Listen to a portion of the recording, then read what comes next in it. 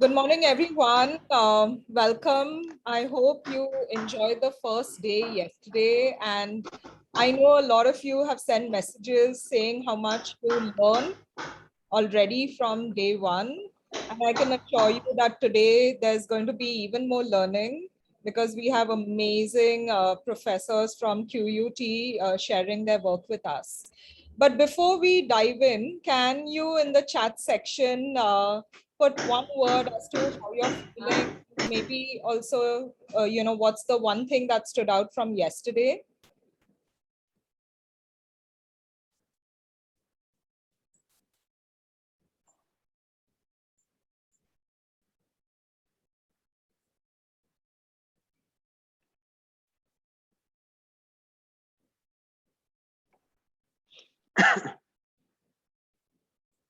So if you can put in the chat section how you feel like and one learning from yesterday, that would be great.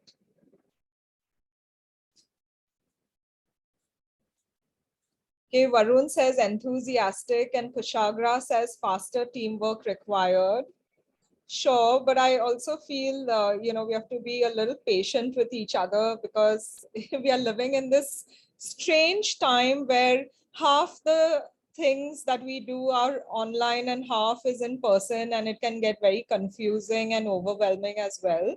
So, yes, we would all like it to be fast, but we also have to be patient. Kasturi says refreshing. Ria says excited, so charged up. Aishwarya says curious. Nikhila says enjoy the details in yesterday's masterclass and looking forward to learning today. So one of the things that happened yesterday which touched my heart. So as you know, yesterday begins the 16 days of activism from 25th November to 10th of December. And I'm going to put Tanisha on the spot. She was so inspired yesterday that she wrote a poem and put it on Instagram. So Tanisha, would you mind sharing the poem with all of us?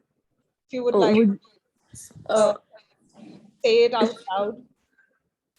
sure.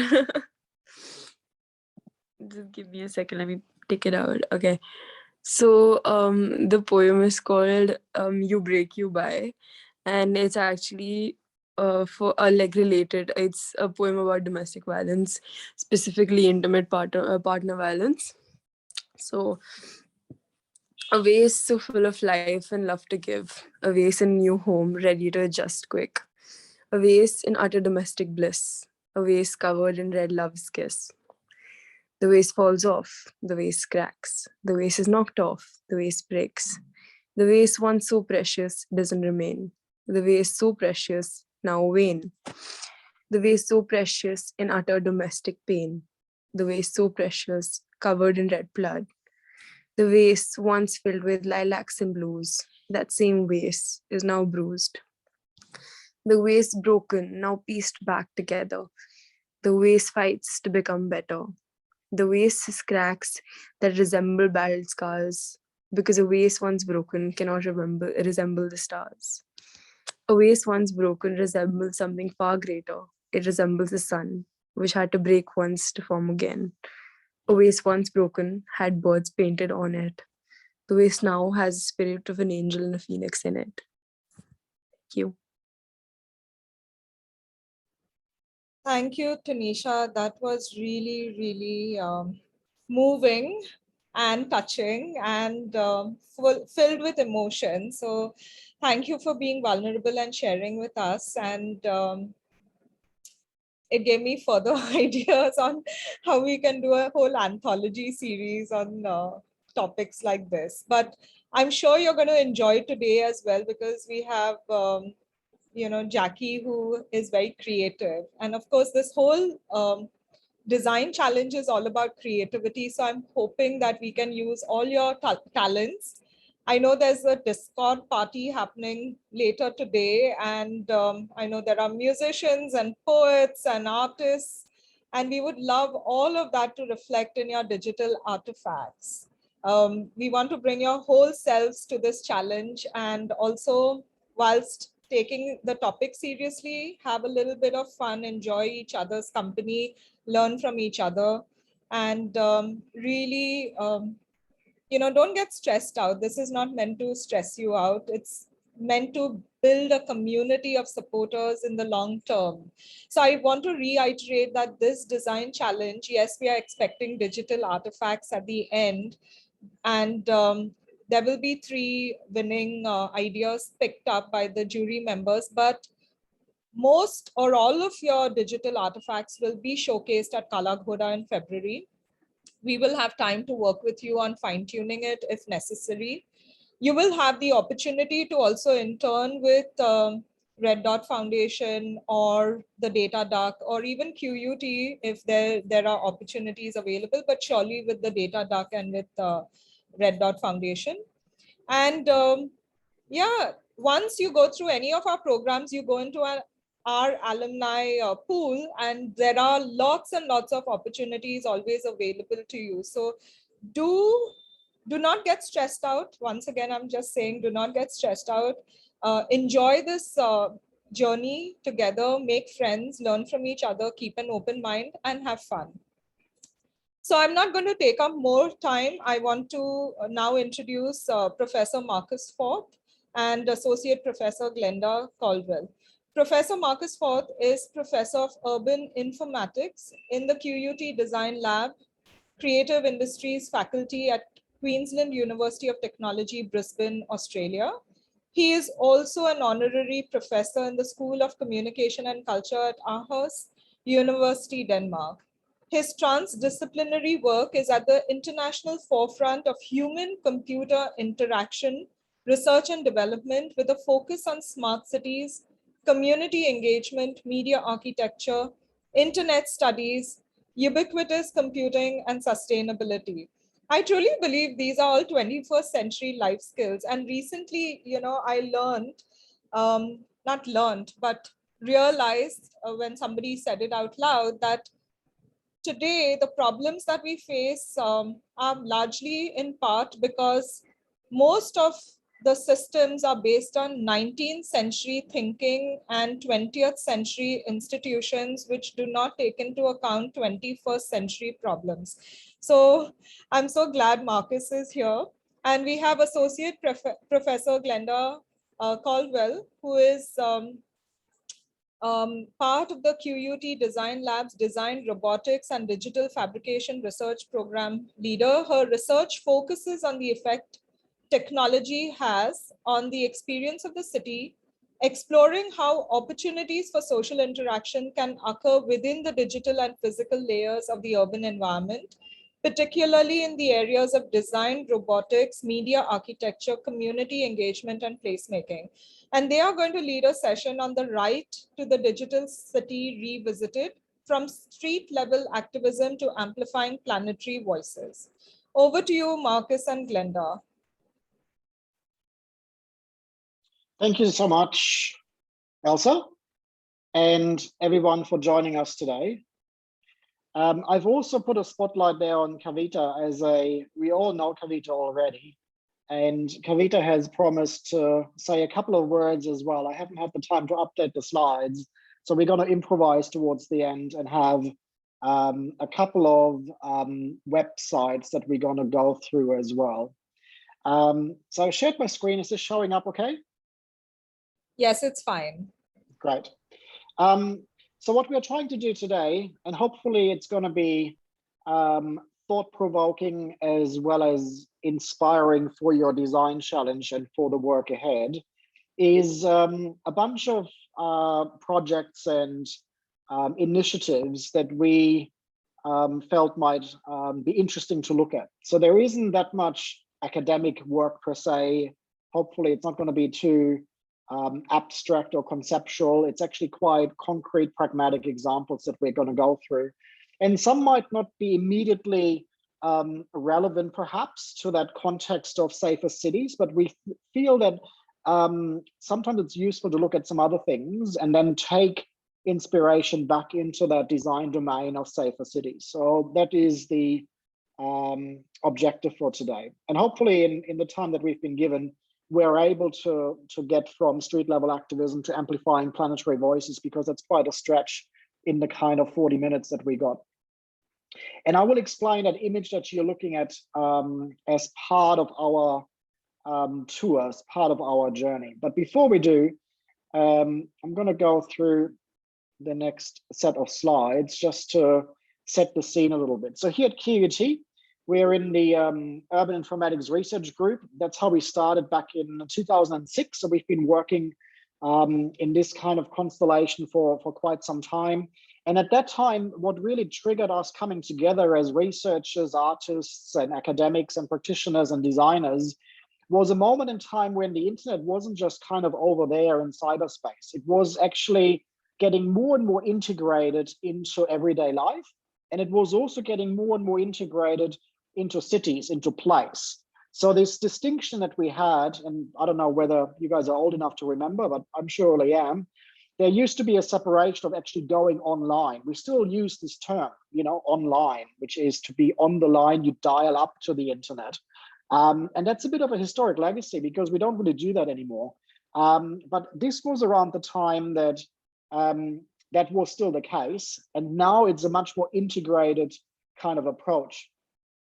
The research group that we have here is very interdisciplinary. We have people from a background in technology and computer science, in the more software engineering domain. We got colleagues from a place-based background, from architecture, urban design, built environment.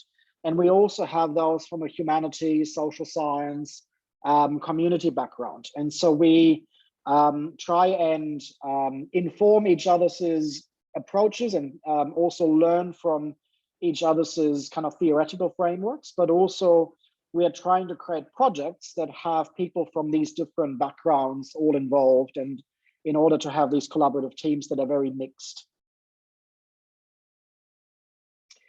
This is a bit of a timeline of how we started in 2006, and you can see that there is a number of research centers and groups now at different universities across the world that are focusing on this notion of urban informatics or smart cities. A lot of them have a particular focus on data, and I'll explain that a little bit later. Whereas we've, for a long time, maintained a approach that is much more design-oriented, as well as very critical of some of the more industry-led and industry-driven approaches. So you can see some of the programs and centers that came after us, they're sponsored by Intel. Some of those centers are sponsored by Arup and by Cisco. Whereas what we've maintained is actually an approach where we're trying to study people and the environment first, and then technology comes as a next step. It comes usually much later in the piece in order to then provide a means to an end, not to be technology-led. And there's a photo of some of us. This was at one of our retreats where we actually venture outside the city, and we gather once a year, at least before COVID, in a place called Kingscliff in order to work together and do some team building exercises. You can see that it's not all just boring, stuffy stuff, but we also do quite some fun activities. And so these days we are embedded in a much larger research entity that's called the QUT Design Lab, and at that address down there you can see and find out more about what the Design Lab does. So there's other research groups and programs around emerging technologies. We are looking at blockchain, at design robotics. We have people from architecture, industrial design, and fashion. And we also collaborate with other researchers and academics and other industry partners from other faculties and other domains. So our original kind of starting point was the smart city, and I kind of wanted to start a little bit talking on what the smart city entails, but also, that's why that emoji there, to already in a way sensitize you to some of the opportunities as well as the challenges and some of the critical, I suppose, issues to do with integrating technology into the city. There's this little video. I'm going to see if that plays and the sound comes through. Is this playing okay on your end? Yeah. Yes.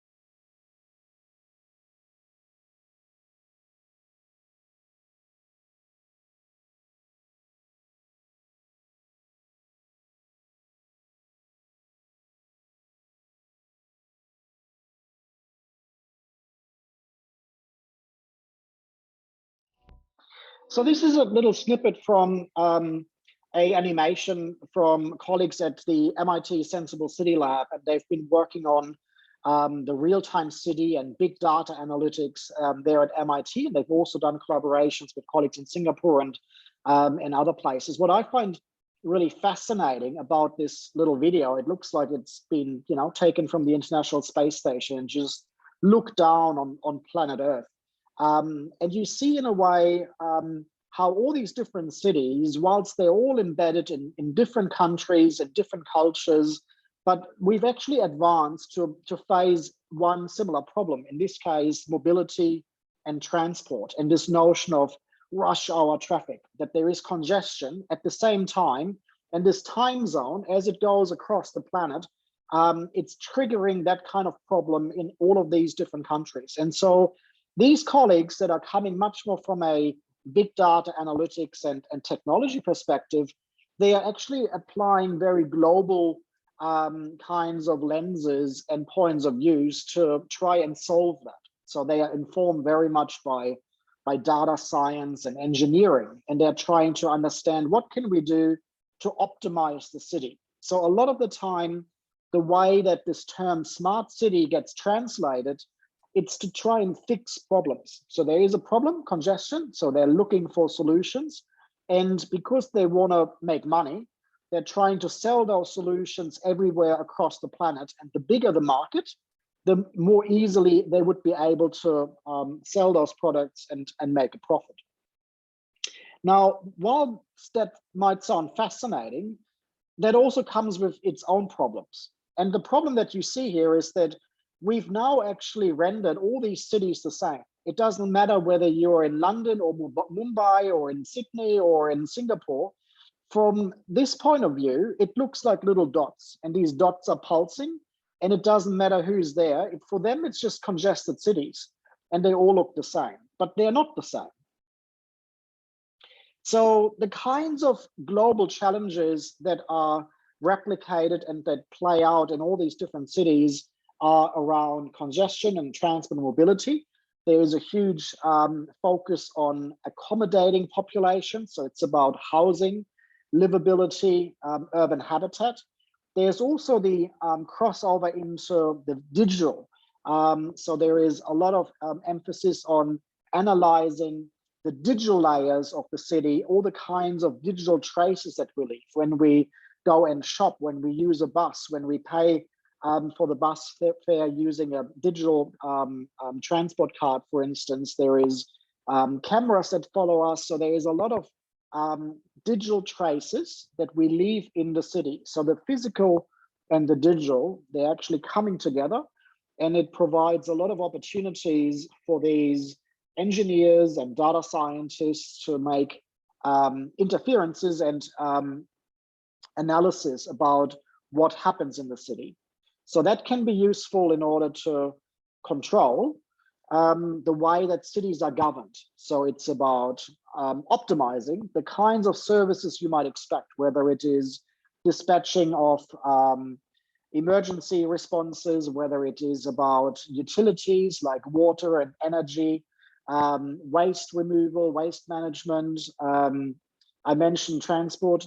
A big focus in here is also on sustainability, on trying to reduce the footprint of our the way that we go about our lives, our consumption patterns, for instance. This picture here shows a control room. They call them these days these intelligent control centers. This one here is in Rio de Janeiro in Brazil. But in the meantime, they've popped up in many cities, including in Australia, including in India.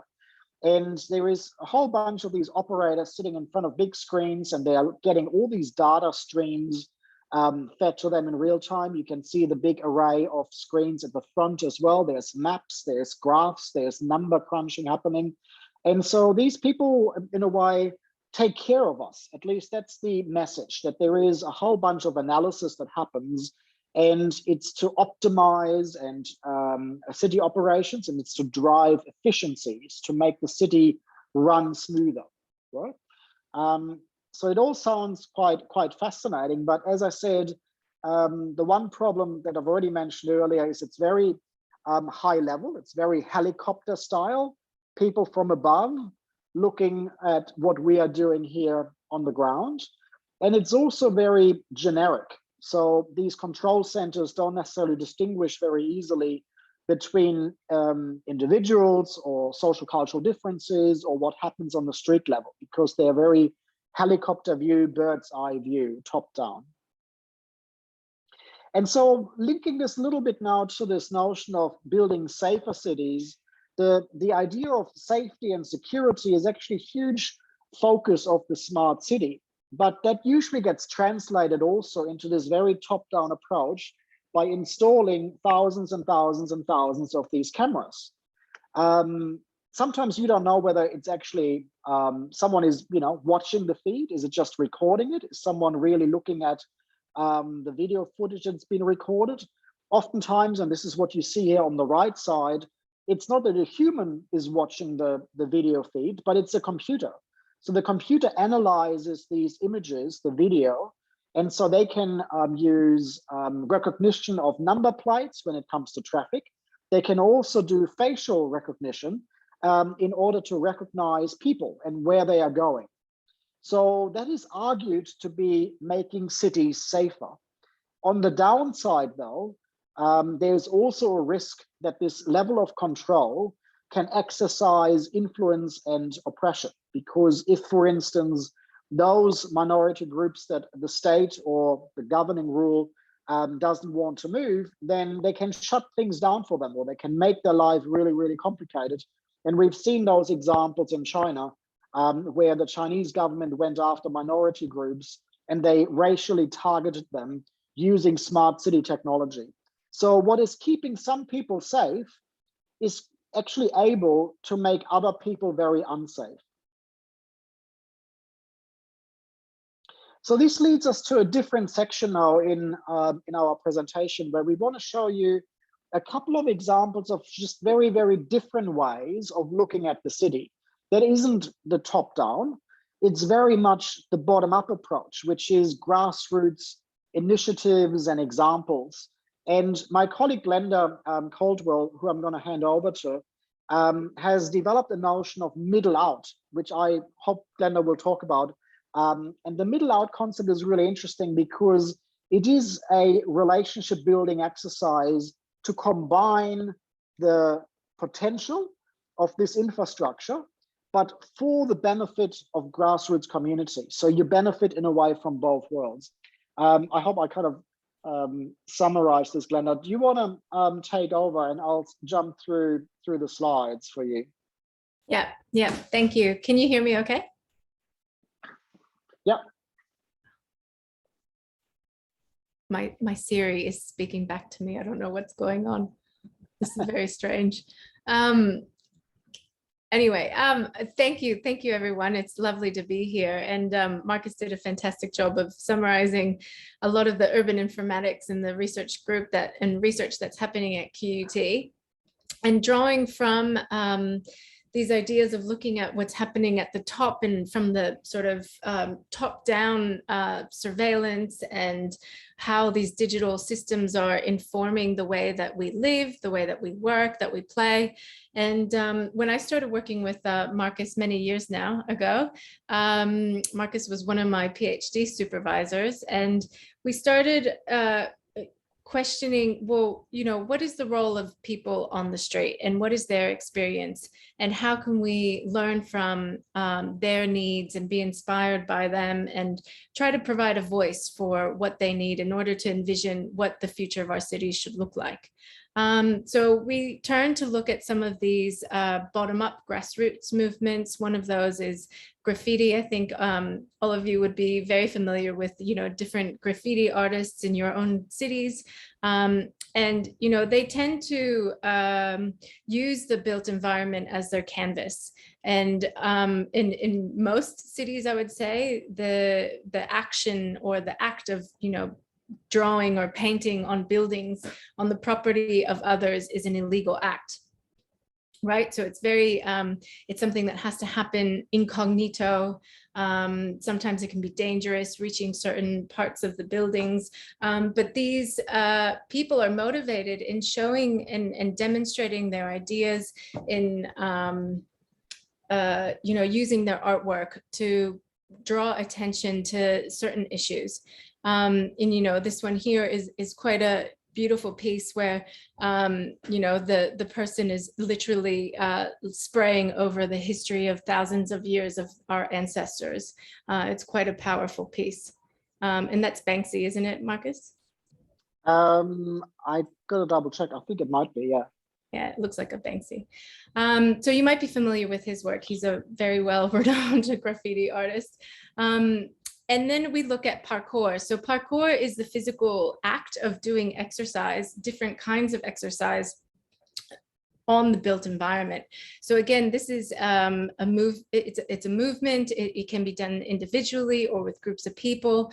But again, it's using the buildings, the cities around us as places where people can exercise, but they choreograph their experience, their bodily experience across the buildings.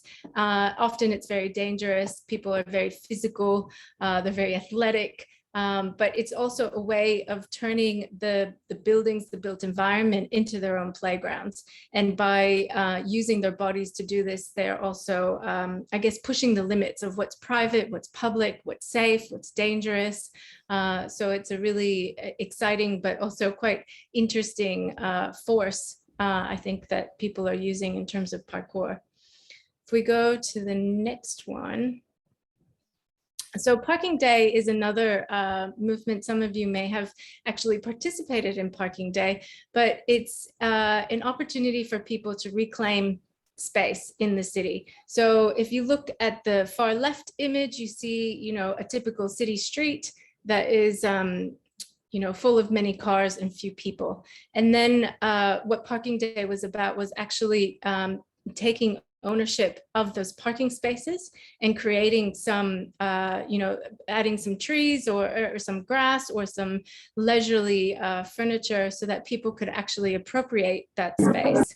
And it was another movement that started, that has come across the globe. I think it happens in many cities. There's certain days that are dedicated to Parking Day. And it's a wonderful movement where people are appropriating, these parking spaces that you have to pay for, and it generates revenue for governments, where, it's all about cars and by people actually taking those parking spaces and using them for their own enjoyment and their own leisure. It's making a statement as to what these streets could actually look like when they are designed for people to be walking and for their own benefit instead of for the benefit of cars. So that's a nice example. And here's another one, yarn bombing. So this is one of my favorites, actually. And you may have witnessed yarn bombing in some of your cities, but it's a movement, again, where people take their creative knitting abilities and appropriate the city. They cover bridges or parts of buildings, or they decorate trees with their yarn. And sometimes they do it to commemorate certain events or to make statements aligned with different holidays, or, the passing of loved ones, or whatever it may be. But typically when you see this, the yarn bombing in your city, there's a reason behind it, right? There's a statement that goes beyond it. There's a purpose behind why these people have rallied together and taken their beautiful colors and their craft work and wrapped parts of the buildings or our built environment in these this yarn. And so it's yarn bombing. And then the next one, and seed bombing is another form of activism where people have been looking at empty lots or spaces that are just not very pretty, where there might be leftover spaces that for whatever reason, because people have neglected it, or you know, somebody owns it but they're not doing anything with that land, and you know, often you see these kind of weeds, or it's just not very pretty. So people are throwing seed bombs into these empty lots, and hoping that you know, with the rain, the seeds will germinate, and then beautiful flowers will also emerge. Often they can be quite beautiful, but it's also another way of people making statements about how to really make these places more enjoyable for everyone, and to create more natural spaces within the city. So that's seed bombing. And then there's Dîner en Blanc. So this is another movement where people, it's grown across the world, and it's become quite a social event, where there'll be an allocated sort of location within a city, and everyone has to wear white, and they have white tablecloths and white furniture. And usually the organizers choose the location and keep it a secret, and people have to, you know, sign up. There's a very short time frame to get your tickets and get your act together, your group together. And then there's a meeting point, and you hop on the bus, or then you find out that where you're taken to this location, and oftentimes the location is like a roundabout, or really busy, significant urban space. And again, it's another statement of people trying to reappropriate the city and turn some of these spaces that are quite prominent, but often overrun by cars or buses or public transport or whatever, and appropriating those cities for what they, you know, for social events. Yeah, Elsa, it's a beautiful event. And then we have media architecture, where media architecture actually comes in many, many formats. And there are some buildings that are, you know, used for digital displays or advertising, like Times Square in New York. Many of you probably have seen images of Times Square, but that's a good example where branding and corporate logos like Coca-Cola or whatever have massive, you know, digital screens that are often really just promoting and marketing their products. Where what we've been working with is looking at how media architecture can go from that really corporate sort of proposition to something where the bottom-up communities, these activist communities, can use these building surfaces to also communicate their ideas, to make statements, and to offer another way of people to engage with the built environment and the buildings around them. So, you know, this is an example of the Sydney Harbour and the Opera House, and you can see it's beautifully projected, all the surfaces. So it's a really beautiful example of media architecture. And then we look at DIY. So this is quite coming up to Christmas. We see a lot of this happening around us at the moment, but you know, at Christmas time, people will decorate their houses with Christmas lights, and this is very much our an individual response to how we use our own home or our apartment or whatever sort of balustrade, anything that we can hang some Christmas lights on. And some people get really, really excited about Christmas, and they put a lot of effort into their decorations. But it's a great example of a do-it-yourself way of using your home, your building, to demonstrate your excitement or your enthusiasm, or, you know, just your I guess, appreciation of the holiday. So it's a great example of a do-it-yourself. You know, you just buy Christmas lights wherever and use your own facades.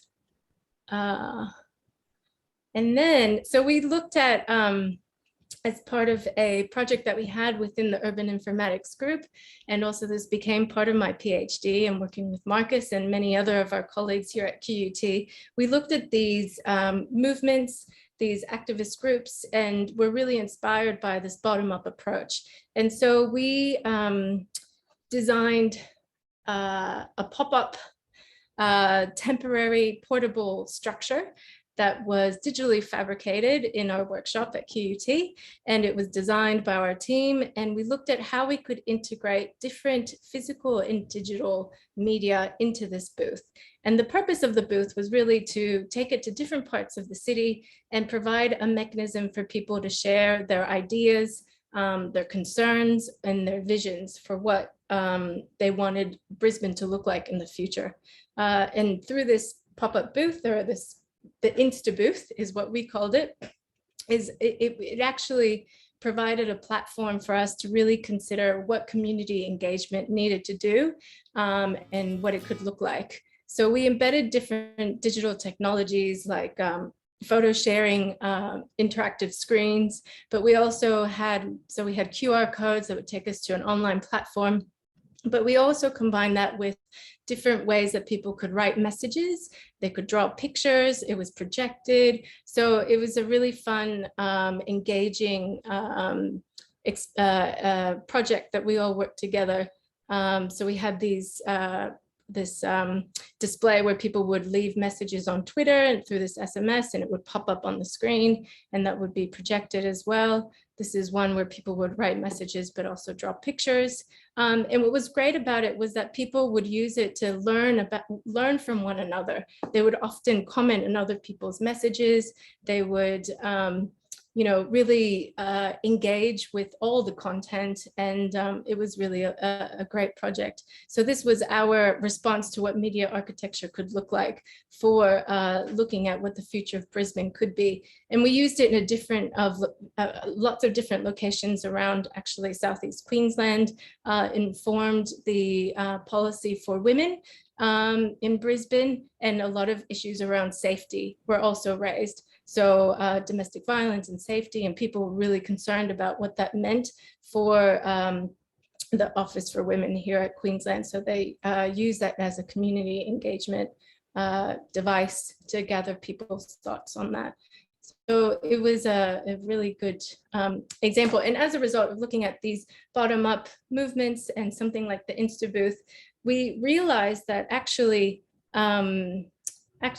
we, Marcus and myself and our team, we were really working in the middle, right? We were bringing ideas from the people on the street, so the bottom up, but also trying to engage with these larger movements like smart cities. And so we provided sort of this vehicle where the top and the middle could come together and really try to address some bigger issues. So that's where the idea of middle out comes from. And really the whole point is to bring people together and to really think about how we could progress and move forward.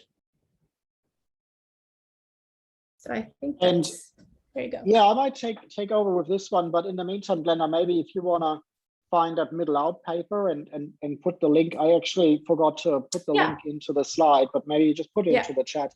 So this was the thank you, Glenda. So the kinds of examples that Glenda mentioned there, you may not immediately see the relevance to the challenge of safer cities. But if you then think about it a little bit more, you can kind of see that, for instance, an element of additional eyes on the street increases safety differently to the CCTV camera. So if there is, for instance, a slowing down of pedestrians, if there is a street concert because the yarn bombing people have blocked the traffic on the bridge, if there is a dinner all of a sudden at a piazza or a public square, and the square is transformed from a congested place with traffic to a place where people are engaged in eating and in socializing, the safety of the city gets changed indirectly. It may not be the immediate objective, but it also is having a profound impact on aspects of safety. Now, these examples are much more directly looking at safety. This one is looking at the safety of children, and especially using urban activism and protest. This is a picture taken during the FIFA World Cup in Rio de Janeiro by a colleague, Leah Recco. And these protesters have installed or attached these screens onto these helmets in order to protest the fact that children were being prostituted to the visitors to Rio for very little money, and it was not regulated, it was not prosecuted. And so they used both the physical situatedness in the city and the visibility as these tourists and those visitors to the sporting event arrived, together with digital means, which is the screens that actually showcased and put really very prominently into their face the kinds of advertisement that people had access to on the internet to abuse and book these children, which is quite horrific. So there's a book chapter that talks about this particular example and other examples where the urban and the visibility of the urban infrastructure is used as a vehicle to amplify voices of protest. And I think that is another aspect that is a little bit different to these other examples, but really, really important when it comes to bringing about change, that there is a need for more radical abilities and means to amplify the voices of the oppressed, the voices of the marginalized, the voices of those at the fringes of the city. And this has a long tradition. This is a very old example. The reason why I'm mentioning this here is that it doesn't have to be very high tech. You can do quite amazing things with very low tech infrastructure. So what they used back in 2003 was probably very high tech at the time, but these days we would probably look at things and think, well, that's very low tech. So this is what's called the SMS Gorilla Projector, and you can see the projector was actually a handheld device. These days you can get Pico projectors that fit into the palm of your hand, and they are tiny and they have much more brightness and lumens. So what they've done here, I'm just going to reduce the volume, is combine that with one of these old style Nokia phones, so very early phones before we had smartphones, but you could still use the display to put text messages in there, and then in a very guerrilla kind of manner, project them onto walls, for instance, to digitally augment the urban environment. And you can do this in an artistic manner, you can do this in a playful manner, but you can also do this in an activist and in a protest kind of manner, in order to draw people's attention to issues in the city. And you can see some of them might be quite funny or thought-provoking. Some of them are quite poetic, and others, though, also inspire some of the more kind of protest and radical notions of using guerrilla tactics for activating the city. This is another video about Ushahidi. I think it's just like a minute or so. I hope there's enough time for us to have a quick look at this, because I think this is, if you haven't heard about Ushahidi, this is quite an inspiring story. Imagine a way for people all over the world to tell the story of what was happening to them or around them during a disaster or emergency situation. It would need to be easy to use, something that almost anybody can do, and it would need to be deployable worldwide. And that's why we've created Ushahidi. Ushahidi is the Swahili word meaning testimony or witness. Born from the post-election violence in Kenya in 2008, Ushahidi kept Kenyans current on vital information and provided invaluable assistance to those providing relief. It was deployed in the Democratic Republic of Congo to monitor unrest. Al Jazeera used it to track violence in Gaza. It was used to help monitor the 2009 Indian elections and to help gather reports globally about the recent swine flu outbreak. Anybody can contribute information, whether it's a simple text message from an SMS-capable phone, a photo or video from a smartphone, or a report submitted online. Ushahidi can gather information from any device with a digital data connection. After a report is submitted, it's posted in near real time to an interactive map that can be viewed on a computer or smartphone. But the most powerful feature Ushahidi offers is the ability to take the core application and deploy it yourself to suit your community's needs. Since Ushahidi is open source, anyone can improve the service in any way they see fit. Our growing community of developers are constantly at work improving Ushahidi to bring it to as many people as possible. including working to bring native applications to today's most popular mobile devices. With Ushahidi, it's easier than ever to get critical and timely information to those that need it most on a platform that almost anybody can use. That's Ushahidi. So do check out the Ushahidi website, because I think it would also be quite a nice source of inspiration. This video was done in 2009, as that lady in the voiceover was saying. The original Ushahidi application came out of Kenya in the 2007 post-election violence.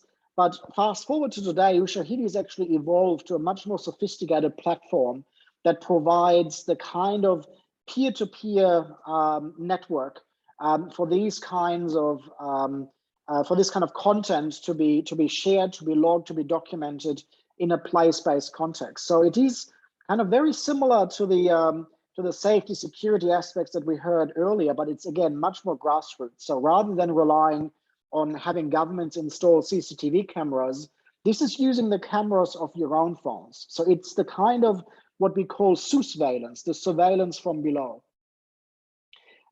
This is an example, I won't go much into it, that was demonstrated and presented at the CHI conference in 2017. I brought it up because it does actually look at a project in New Delhi, where the group of designers came up with a panic button. And this paper here, and there's a video presentation as well at that address, it talks about the efficacy of having that available via a mobile phone. So if you're interested, I will share these slides later on, and Elsa and Kavita can make them available to you so you can look at some of these resources later down the track. We did a safety application, or maybe it was more like a bit of an experiment in that space of surveillance and surveillance and safety and security as well. This was part of a residency that I had in Finland, in the city of Oulu, which is very up in the north of Finland. Finland itself is already quite up in the north, so we are close to the Arctic Circle. And what's really special about the city of Oulu is that was a early adopter of smart city technology. So one of the first cities to have free Wi-Fi, one of the first cities to have a network of these public screens, and these screens were installed all over the city. This is what they look like. It was 16:9 format, high definition screens, and you can see they're outdoors. They also have a screen projection on both sides. So if you go behind, there's like another screen with the same content on the other side.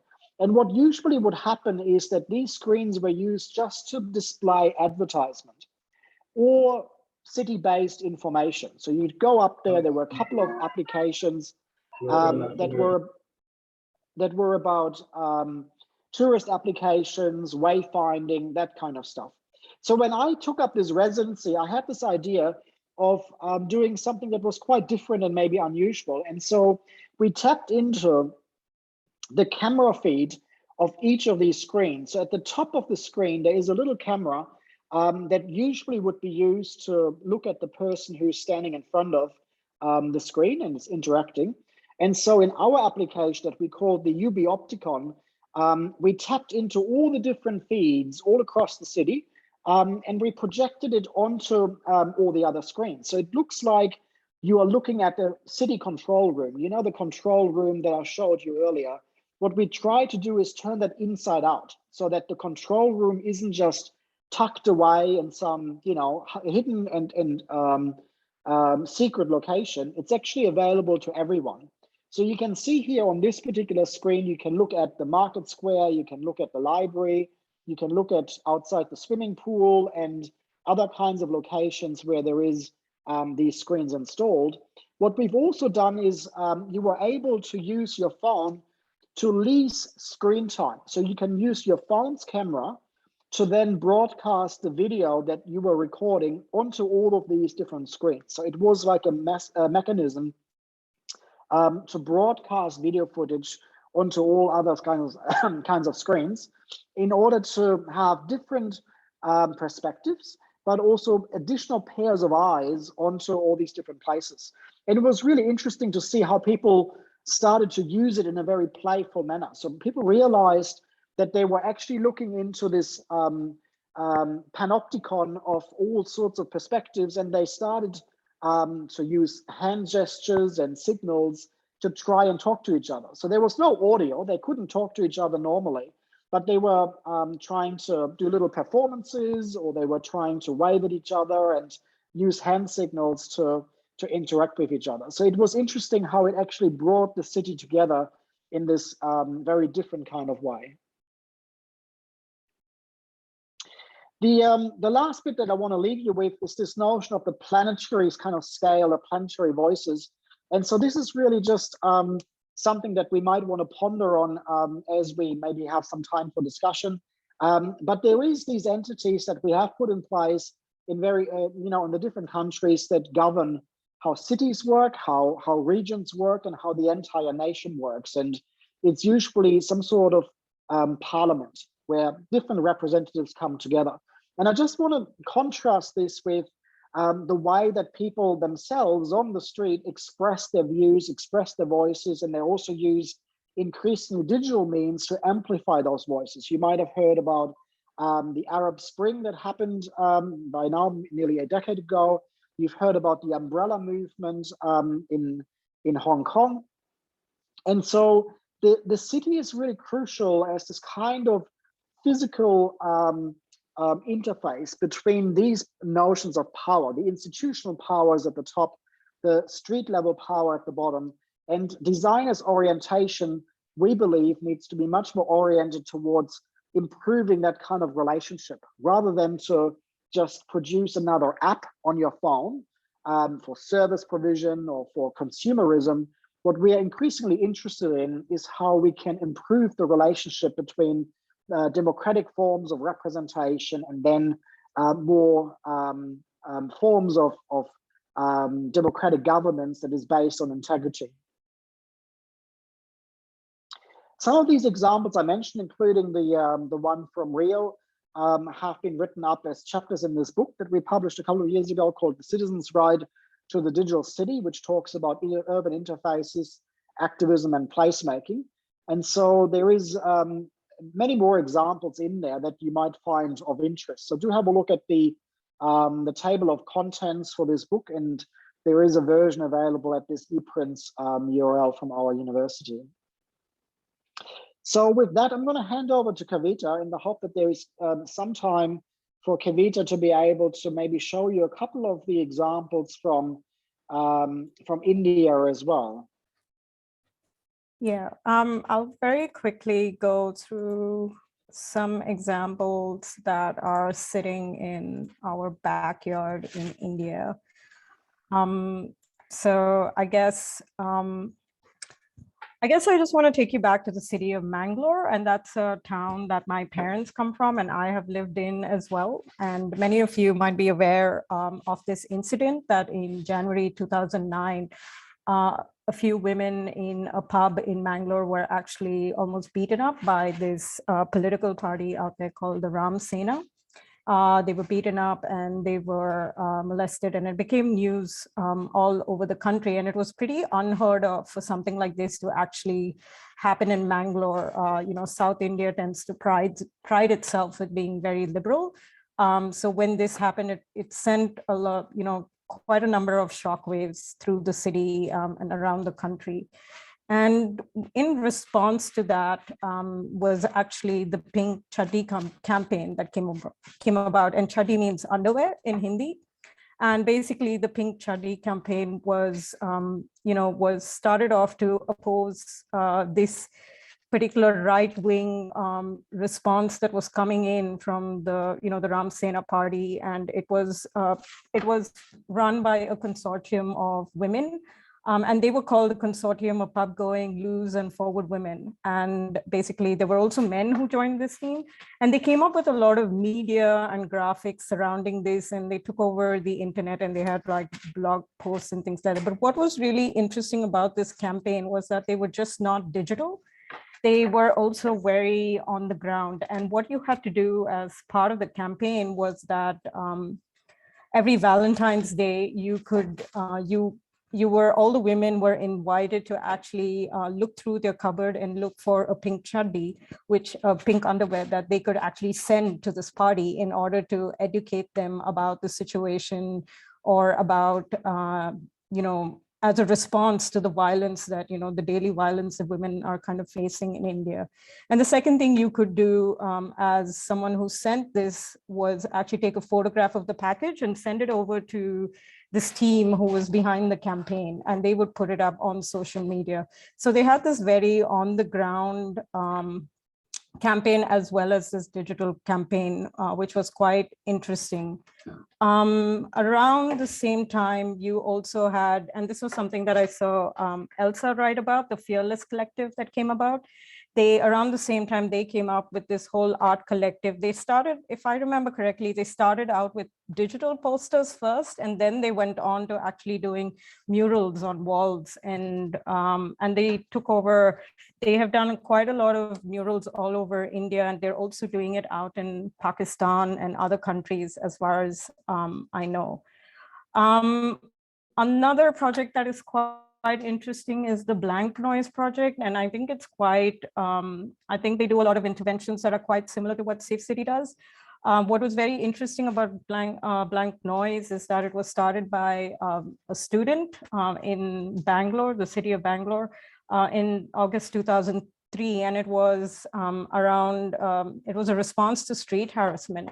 And this particular campaign of theirs, which is I Never Asked for It, was actually a testimonial project where women could use, women shared their experiences of sexual violence or assault.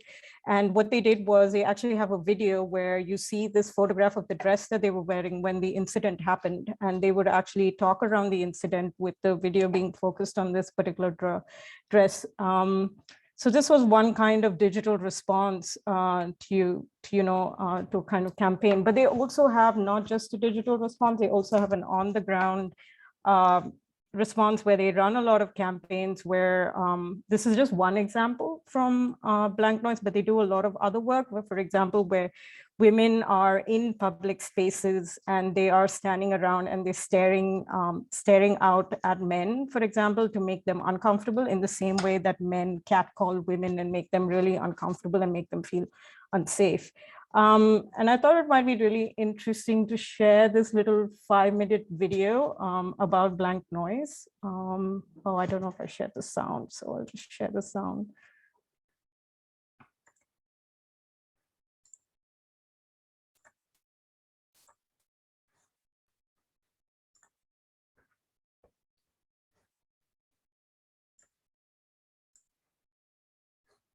An idea has absolutely no significance or meaning unless somebody makes it their own. How can an idea be taken forward? And how can an idea be shared by everyone? Hi, my name is Jasmine Batheja and I'm an artist facilitator based in Bangalore. I facilitate Blank Noise. We are a community of what we call action sheroes, heroes, theros, citizens, people who are taking agency to end sexual and gender-based violence. Blank Noise started in 2003 in a climate where street harassment didn't have a vocabulary. It was called eve teasing. The first project was bringing all the girl students into one room and sharing the word public space. And in less than 3 minutes, we had largely negative associations to look at. For over a decade, we worked specifically to draw attention to street harassment, all the way from recognizing it, spotlighting it, building testimonials for a public to understand that this is something that does affect us. One half is about building testimonials of sexual violence and finding ways to do so. The other half designs public interventions based on what we've heard and listened into from what women and survivors of violence have shared. I see it as an ongoing public conversation. And I said I want to be able to sleep in a park. And I remember while trying to sleep, waking up to sound and realizing it's just a leaf. And then again waking up with deep fear and realizing it's just a dog. What if we proposed trust as a given rather than defensiveness as a given? That's when I just lay there imagining thousands of women sleeping in the open, sleeping in parks, and wondering what would happen if we did this. What would happen to women and their bodies, and what would happen to public environments and parks, and whether it's open fields, to witness women sleeping. 16 दिसंबर को बगीचों में जाएंगे, धूप सेकेंगे.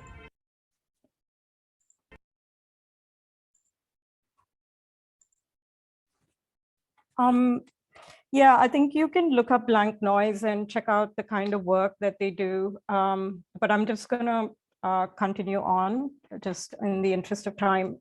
This is another example of sort of digital activism that I just want to share with you. And I don't know if some of you might be aware of this case where there was sexual harassment cases against R.K. Pachauri, the former Director General of Terry in India. And basically there were reports about him systematically harassing women, and there was a case in the court. And what happened was that he was acquitted of the charges. And in response to that, like, Twitter erupted. What I noticed was that in public space, someone had actually beamed, the Supreme Court had actually acquitted him of the charges, and someone in public space had actually like beamed this onto a building over there, which was one of the first times I was seeing digital projections used as activism. And basically what it says is supreme injustice in reference to the judge, and it's talking like, dude, process, where's the process done? And I thought this was quite, and I'm beginning to think that we're going to see more and more of these kind of acts in public space out there in India. Continuing on, in 2019, we had the anti-CAA protests, and I'm not going to get into what those protests are. I'm thinking most people in the room are quite familiar with that. But I would like to point out is the kind of activist acts that were done during that time. Like, for example, on the left, you see the no to CAA and NRC, coloring on the ground. And that's basically from a traditional art of ours, which is called Rangoli, or has another name, which I can't remember right now. So, so people borrowing and mixing up the different arts to actually create, and it's also the colors of the Indian flag, for example. So mixing up to actually create something on the ground. And on the right as well, you can see the different kinds of art that people were doing on the street during this time. People also took over the street in different ways. On the left, you can see, hold on. On the left, you can see on the top, there was also like football matches, which was against this particular act that was coming on in India. And at the bottom is actually a WhatsApp. WhatsApp is pretty popular in India and has really wide reach, and unfortunately sometimes with really terrible consequences. But what you can see over here is someone has created a WhatsApp post, a simple post, just sort of providing criticism on the government. And on the right, you can see that the protest with at IISc during this time, and how digital media played a big role, because you can find these videos of these protests online on Twitter if you do search. And in this way, it becomes a record, a testimonial of a particular event. Yeah, but at the end of the day, I think what has stood out during these protests is actually the women in the protests. They have remained one of the, sort of the, I can't think of the word, but they have sort of been the heroes, I guess, heroes of the movement, and they have stood their ground. And with anything in India, it always feels like it is the women who are at the forefront, leading the way.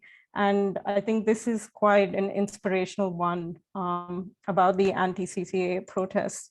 And I guess I would just end with this particular bird, which I thought was quite, which is quite symbolic, I think, of the work that all of us are trying to do. That we're told that we're not allowed to exist, that we're not allowed to be, and yet there we are. So we should take merit we should find solace in that. We should find merit in that. And I thought that poem at the beginning that Tanisha shared with us was very, very powerful. And there's something there in that I think can be created out of that. So yeah, with that, I'm going to hand over to Elsa. Yes. Thank you. My God, this was such an amazing session. And I was just thinking to myself, like, I wish I had access to these kind of lectures and resources when I was young.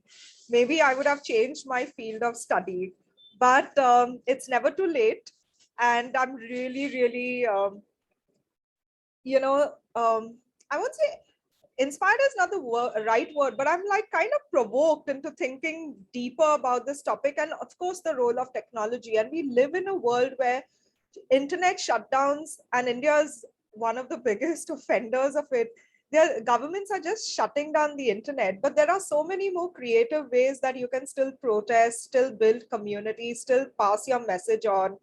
I'm on the jury of an advertising award called DNAD.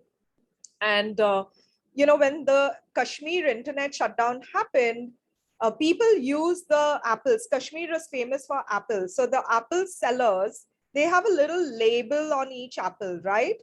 So on the apple label, they put numbers. And the numbers were like, whoever received the apple would call the number to say, your family is safe back in Kashmir. So they were using the apples, and whoever bought the apple, and it was complete trust, right? That somebody is going to call up your family and inform them that you are safe. So I think there are a lot of innovative ways where you can still send messages that are close to your heart, which are part of the social issue, as well as, difficult topics which otherwise don't get heard. But I'm going to ask, the students, do you have any questions for our professors on this particular topic before we move to Verena and Jackie?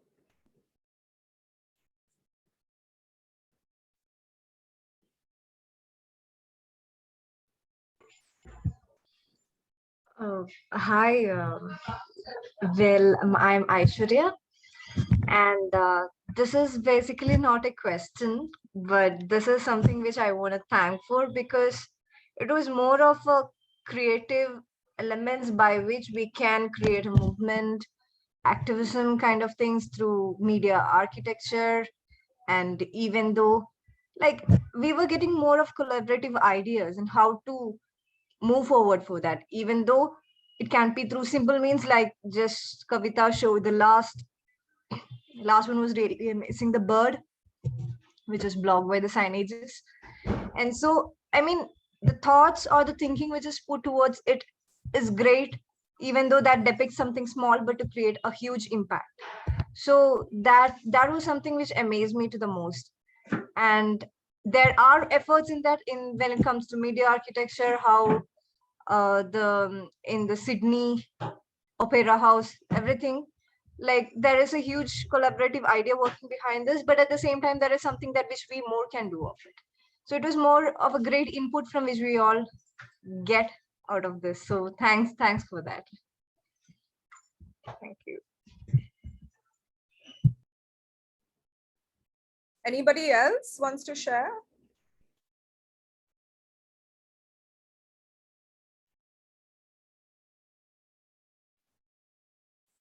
Well, if not, thank you, Marcus and Glenda, and of course, Kavita.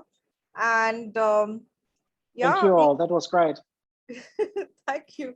We have Jackie and Verena Thomas. They are going to lead us in a session called Co-Creative Approaches for Empathy and Collective Action to Address GBV. Jackie Kauli is Associate Professor in the Faculty of Creative Industries, Education and Social Justice at QUT. Her work focuses on harnessing drama techniques, indigenous creative practice, and communication strategies to contribute to community development and research. Verena Thomas is Associate Professor in the Faculty of Creative Industries, Education and Social Justice at QUT as well. And her work focuses on creative research approaches and communication for social change. She works with institutions and organizations who want to strategically integrate creative approaches into social change projects. And over the past 6 years, Jackie and Verena have collaborated closely with human rights and women-led groups and advocates addressing gender-based violence in Papua New Guinea and the wider Pacific region. And Jackie is also a Rotary Peace Fellow from my batch at Chulalongkorn University. So welcome, and I'm so thrilled to have you both here. Thank you, Elsa. Thank you so much.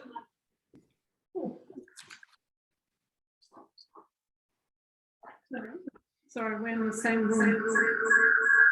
Okay, that works. Also, just checking in terms of time, how much time do we have? You have 40 minutes. Okay, great. Okay, thank you for having us. It's great to be here, and I look forward to hearing from all of you. We have a bit of a creative activity, and we're not quite across what you have already done. So apologies for duplicating anything, but it was great to hear the poem, and we hope we can create something together today. So let me try if I can share the screen over to Jackie while I'm trying to sort out the technology. So you can hear me on this side? Yep, you can hear me. Yeah, great. So one of the things that Elsa has done, thank you Elsa for doing that, is she's put numbers beside your names. 1, 2, 3, and that's for the creative activity as we go through it later on during the session. Yes, and so, but the component that we're trying to get here is how then can we create these stories together, and how then can, but looking specifically at a particular topic. And I think for this one here, as I understand it, is around bystander approaches along within the lines of gender-based sexual violence, and what then can we do as a collective looking at it and thinking about the impact of it, and then perhaps that can inform the design of the work or the end products that you are all working towards. So thank you very much. I'll hand it back over to Verena. Great, so I got the slide working. Excellent. All right, so Jackie and I will both work in Papua New Guinea mostly, and in the wider Pacific, and we work a lot with human rights defenders and people in communities to look at how we can create change together. And part of that perhaps is to get to understand what people in communities, what the existing knowledges are and what the existing strategies are to create change and to deal with challenging issues just such as gender-based violence, or in the case of Papua New Guinea, we've just been working on a project on sorcery accusation-related violence. So my background is in visual storytelling and documentary filmmaking. So I like using visual tools, and Jackie is from drama. So I have a largely a drama performance background, also within process, but also applied and creating with communities using drama processes to try and understand where communities are in terms of what where they are in terms of understanding various issues, but also trying to work with what they have as well to create works that are very context specific and work with that. Thanks. So the core of that then is storytelling and telling and sharing stories. So we want to share today a little bit our strategies and how we use storytelling for collective action. And empathy plays a key role in that. But so when we think about stories and what can we do with stories, there's different ways we can engage with stories in the context of gender-based violence. We can capture and share stories of change. We can also look at how we can share story for personal healing and just making sense of situations, sharing experiences. When we co-create and share these experiences can strengthen our relationships. And when we then have those products that we co-create, we might challenge dominant narratives in that space and stereotypical representations. And these then can provide opportunities for advocacy. And many of the examples that we've seen in the urban spaces, are creating these stories that then can be used for advocacy. And I think underpinning all of that is the understanding that within these stories, and as the presentation before between Glenda and Marcus and then Kavita, you can see there is resistance going on, and there are ways in which these changes happening. And so tapping into that. And for us, so then there are three aspects that we look at in terms of trying to curate these stories. Looking for what is already there, unpacking that and understanding nuances, and how these stories can be gathered together to share these experiences. An important component of our work is around co-creating the outputs together. And so if we co-create the outputs together, there is strength, there is understanding, there is relationships being built that can be used to further the work, to further the advocacy. The third component in that is then how then do we use this to facilitate dialogues, conversations across various different groups, but importantly at policy levels to try and shift these different kinds of understanding. And so those are the kind of like three underpinning things in terms of how we understand why we curate these stories. So just before we go into these kind of three processes, there's key consideration approaches that we just briefly wanted to mention. And key to the work that we do is safety and ethics. So really looking at when we're working with vulnerable groups or marginalized groups, ensuring that we have really thought through safety and the ethical processes, and checking each other and double, triple checking that we are not putting people at more risk than they already are. That's really, really important.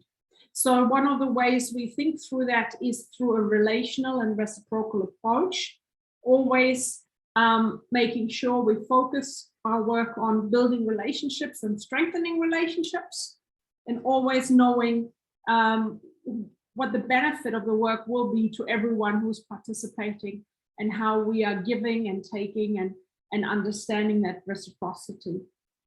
We found that within our research, participatory action research is a suitable approach, and we weave in the arts-based and creative methods there, but it ensures that people are part of the decision-making as we move forward and we learn from our processes moving forward.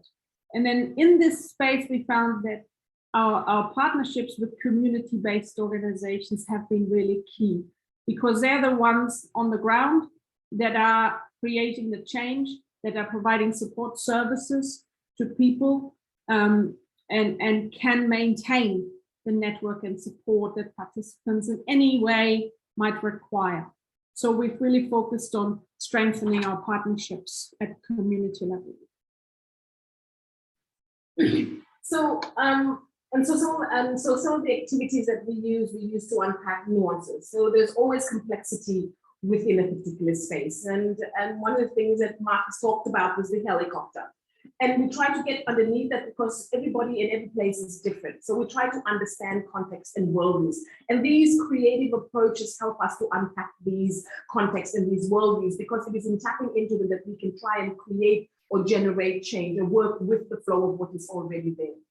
Understanding individuals' powers and agency, that's also an important component. And how do we do that one? And what are the ways in which we can understand that?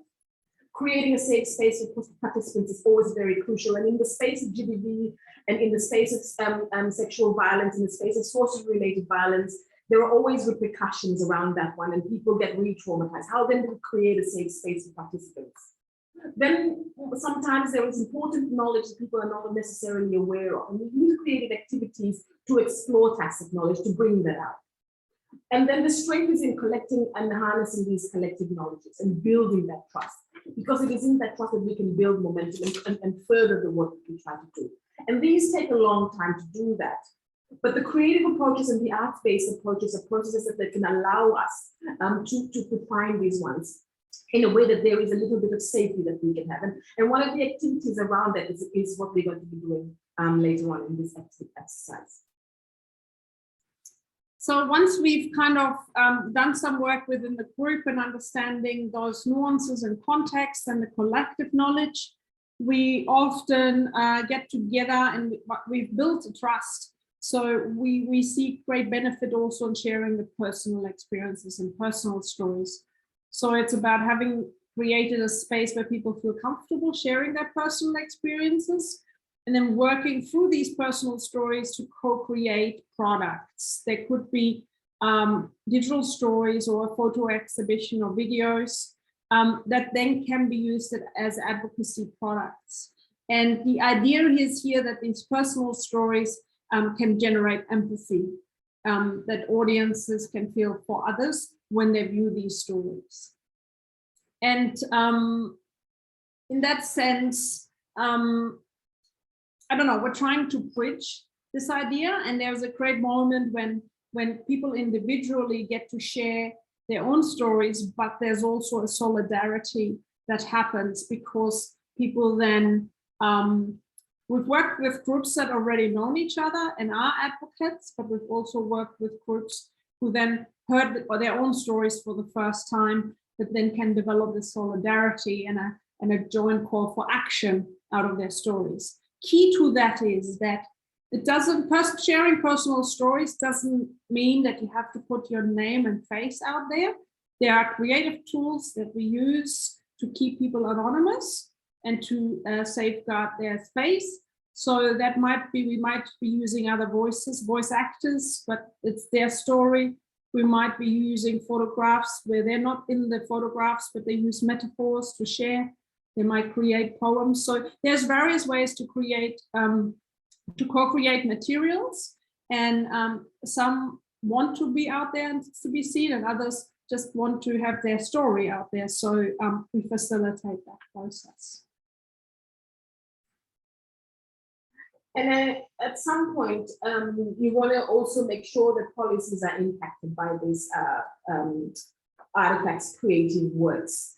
And then how then do you create that or curate it for policy impact? So these stories are brought together to create conversations in key places. So this photograph that you're looking at is in the capital city of Foth, mostly of Papua New Guinea.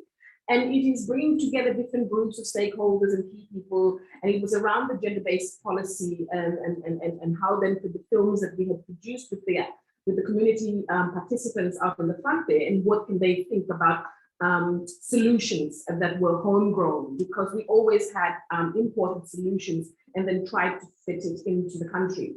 And so this was a way of demonstrating that these are present. So using these stories to create conversations. Changing the narrative.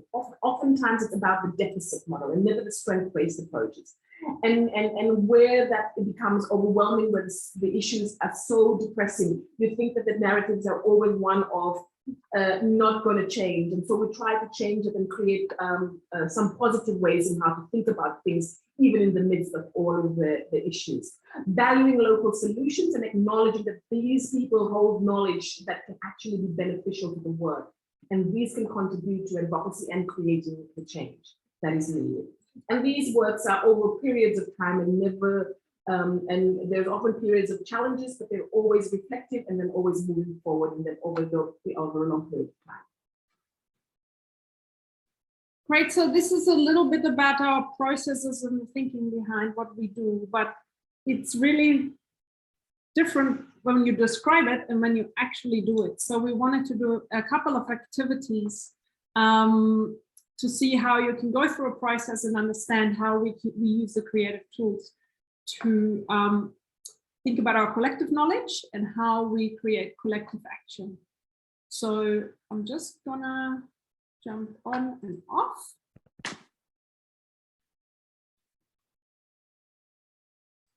Okay, so we brought a case study with us. Thank you, Elsa, for the case study. And I'll read you a case story.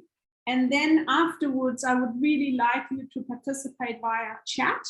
I will explain the activity, and you have the option to share things in the public chat or directly with me as well. But we'll explain and go through the activity.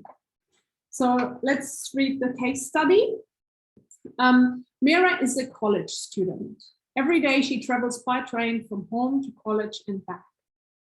She goes to an all-girls college and is the first woman in her family to enroll in college education. She takes the early morning train, which is less crowded and travels in the ladies' compartment. From the railway station, she walks to her college. She gets a lot of unwanted attention. Sometimes men whistle and comment. So she pretends to not notice and instead listens to her music on her headphones, drowning out the external sound. When she reaches her college, there's a group of young men hanging around near the tea store. They make fun of her and pass comments, sing Bollywood songs which are suggestive in nature. Once someone followed her and it made her scared. She hid in a corner and ended up not making it to her class that day. She then asked her friend Akash, who's a boy from another school, to accompany her. Mera waits for Akash to also finish class so that they can walk together. When they walk past the tea store, the men greet Akash. He knows them, he smiles and greets them. Then the men look over to Mera and continue to pass unwanted comments to her. Akash feels bad for Mera, but also that he can't speak out. When she shared her experiences with her parents, they said that she should take up studies closer to her home or stay at home. Mera hates the commute and it's having an impact on her studies, but this college is one of the best in the city.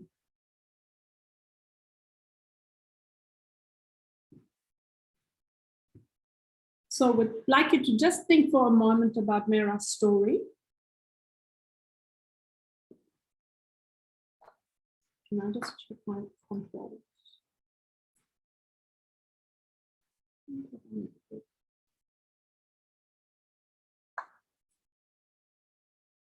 Okay. So we'll now do an activity and I hope I'll work out the technology. Do you want to take us through the activity? Yeah, the next slide, thank you. Now, I think that you may have done this particular activity, but as personas perhaps, and it might be covered already with Elsa and the team, and that's okay. So it just gives us more to work with, and that you might, this also means that you really participate in it then. It could be useful as well too, I think, for the storyboarding that you're doing and the work that you're doing in terms of design. So it would be great to have your participation in this. So with this here, this particular persona is this role on the wall. The character's name is, of course, remind me the Mera. Mera. This persona is Mera. And I do want you to think about how Mera is feeling on the inside, given the story that Verena has said, given the situation, given her friend that is there, and what is happening in her community, and her desire to go to school, and the context in which she is in. And please, if you could share with us in the chat, how do you think Mera is feeling? And just type it into the chat. And if you do not want to type it in plenary or all together, feel free to just type, yep, perfect, great. Anything else that you might be feeling? Yeah. So we sometimes use the annotate function in Zoom, but for now I will be putting your answers into the screen. And I have to be very quick.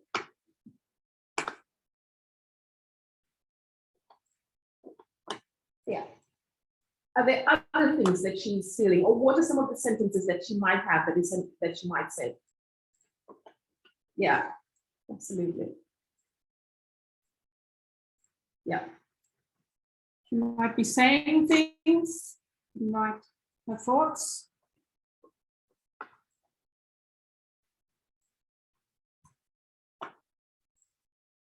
Yeah.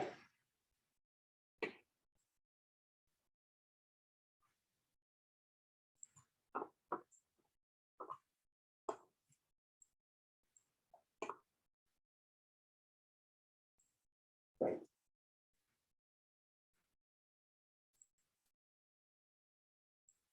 Yes.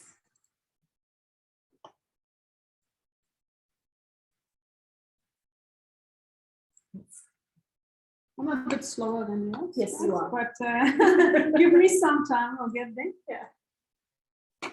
Mm-hmm. And while you're doing that, and while Verena is doing that on her PowerPoint on the other side, I want you now to think on the outside. If you've all finished thinking about her individually, I want you to think about the outside of Mera. Yeah, exactly. And how is the community feeling towards her? Now, you could have the character of the mother or the parents. You could be the friend. You could be the police. You could be any character that you think might be involved within this particular case study. And think about how they might be feeling towards Mera and her situation. When you do write, please also let us know who the character is exactly. That's correct. So we understand who is saying it.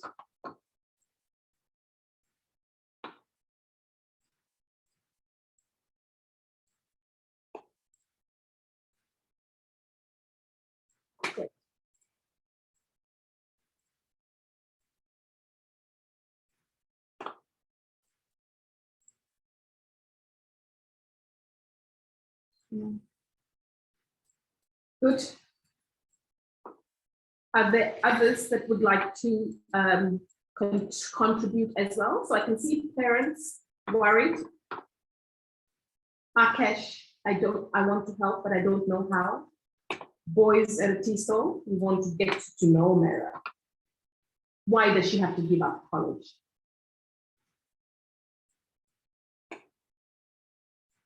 Embarrassed to help even though he wants to. Parents concerned. Are there community of people that are around that might say something? Are there other bystanders that are within that area that might want to contribute or not? Yes.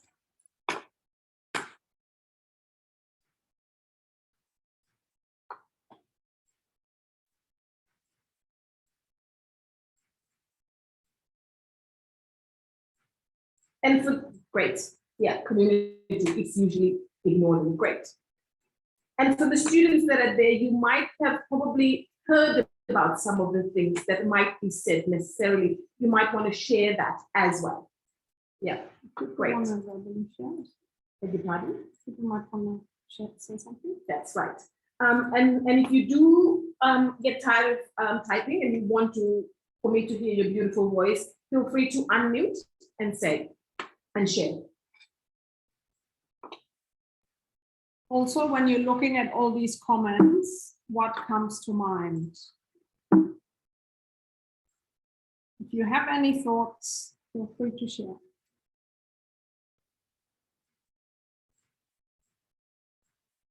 Yeah.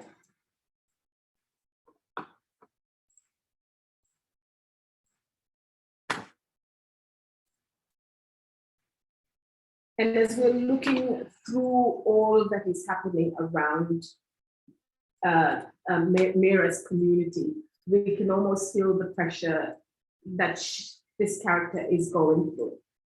And I suppose in terms of, what you're designing, these are the kinds of components that perhaps take into consideration and how then might something be designed to support bystanders perhaps to come on board and to think about the kind of interventions perhaps that might motivate somebody to want to change from being a bystander to an upstander, thinking about doing stuff differently.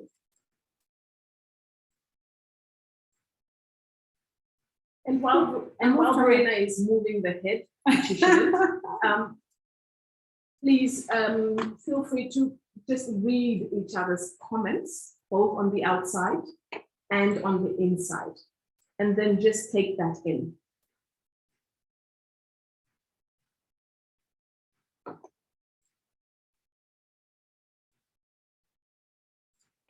And the enormity of the issue that surrounds her and our communities.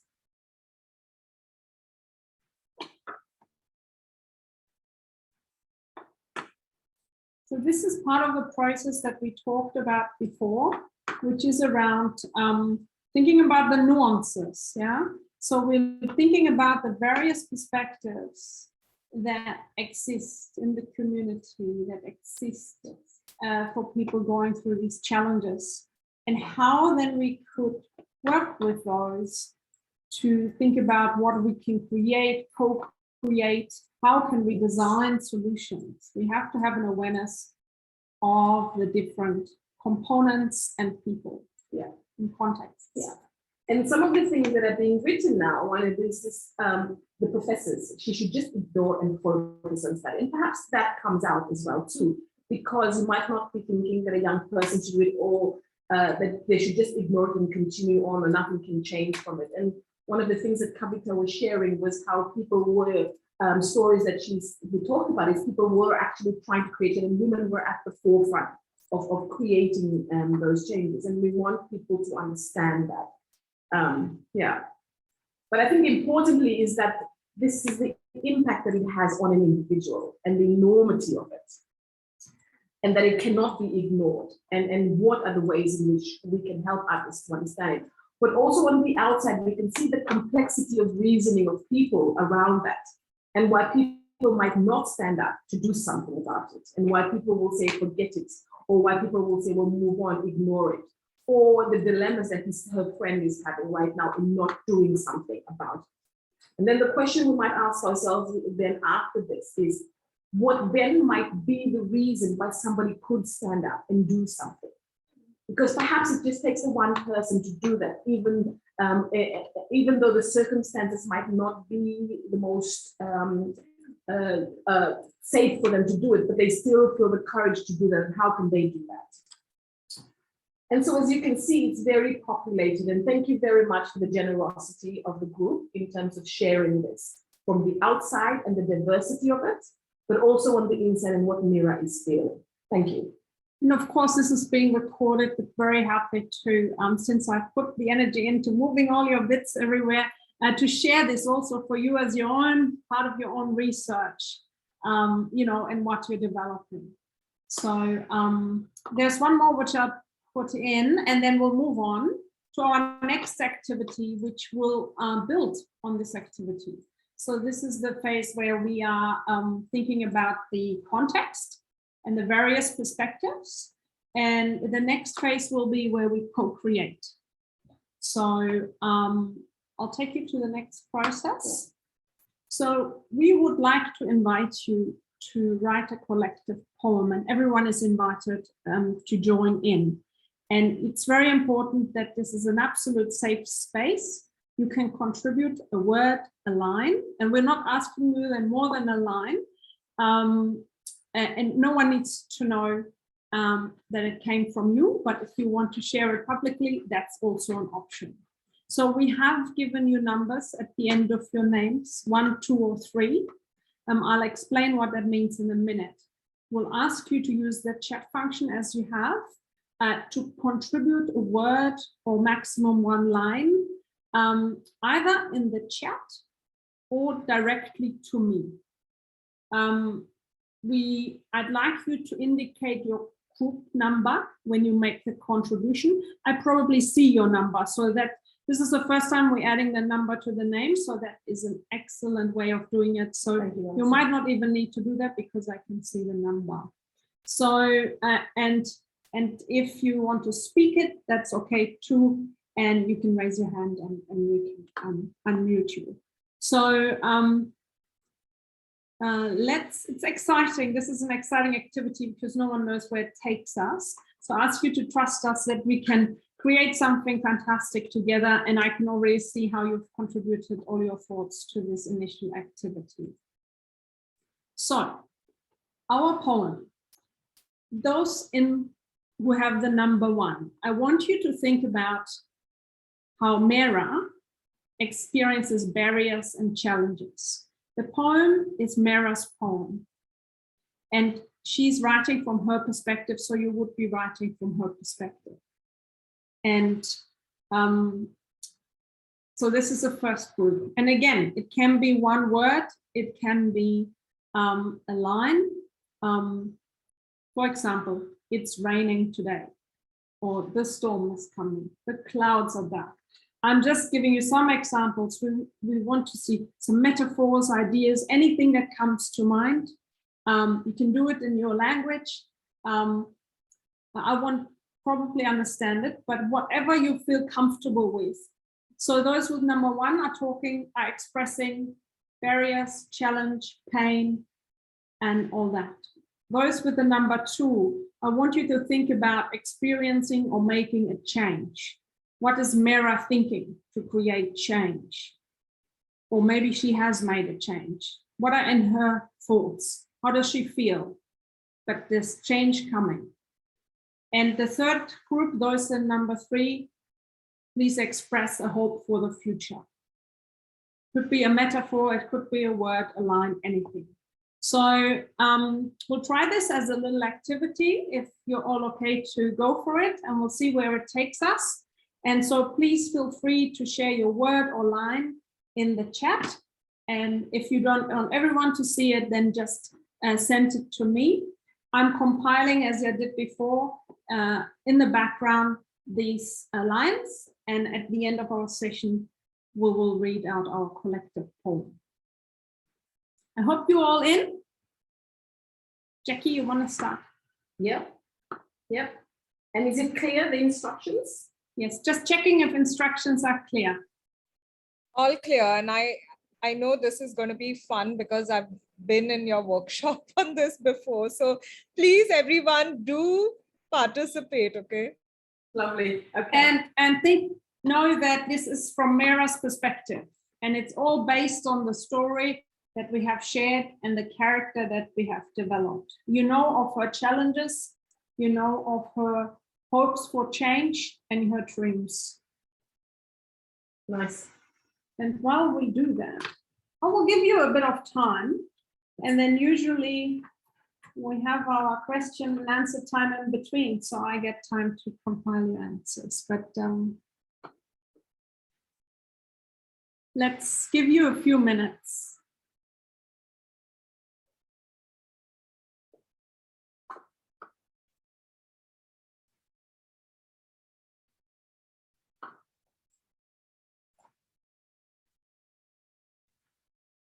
And okay, good. Great.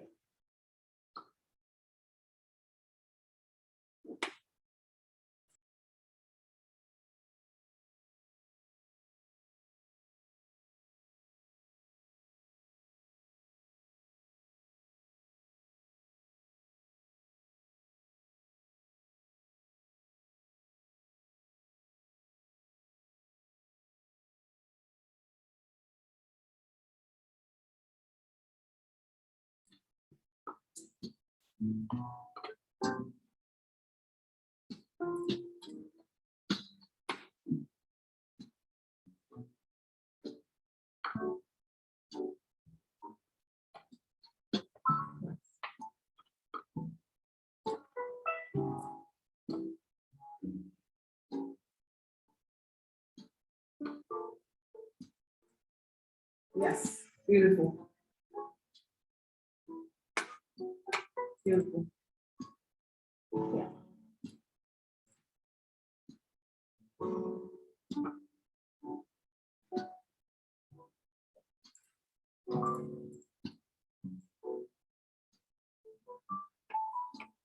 And remember, anything that comes from your mind is okay. Don't overthink it. If you think that you need to string together the right words for this. Yeah, beautiful. It doesn't have to be that way. It could be anything that comes to your mind of first thoughts.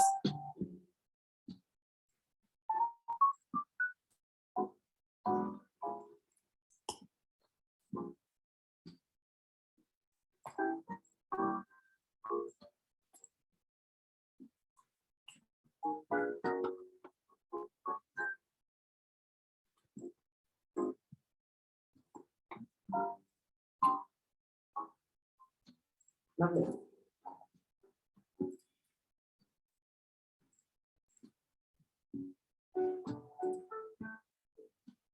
Yeah.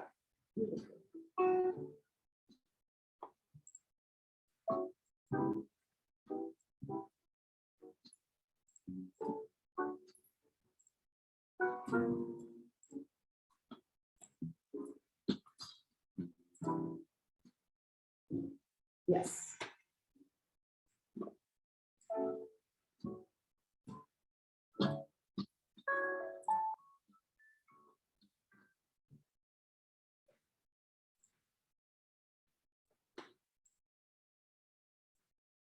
Yeah.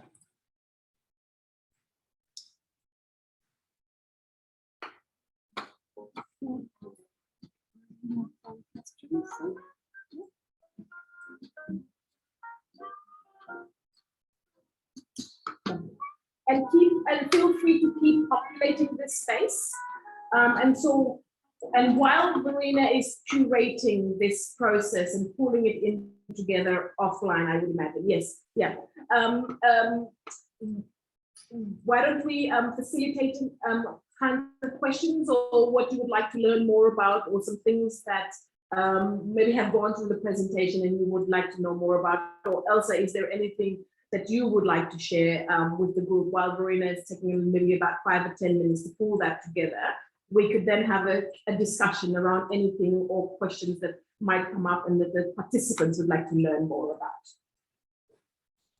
Thanks, Jackie and Verena. I think, you very nicely brought out how you can put the human at the center of design, because Marcus and Glenda spoke about how we create technology sometimes for the sake of technology, or put out content without really thinking about the human.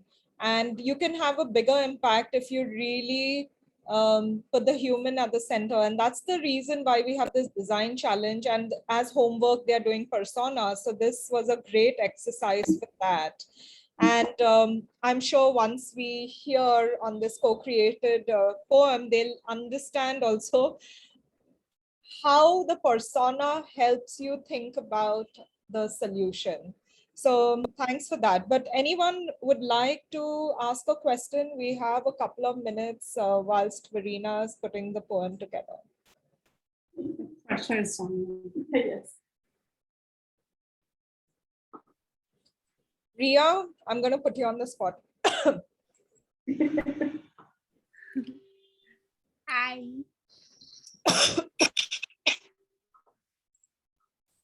Do you have any questions or thoughts? So I was just wondering that how did the whole process, how do we actually start with the process when we're, doing something like this ourselves? If there could be one tip of advice that you would give us for this introspection phase and then doing all of this together. Elsa, might I ask you, Elsa, to repeat the question for me? Apologies, I did not get most of it. No problem, I can do that. So, thank you. Yeah. So I meant that, whenever we are introspecting ourselves and whenever we are on the journey of starting a change or probably having understanding or maybe identifying a challenge, what will be your one tip of advice to us young girls? How should we start the whole process of bringing about a change or maybe introspecting something? This is not particularly related to the design challenge, but yeah, in general, like when I was hearing your journey, it was so inspiring. So, yeah.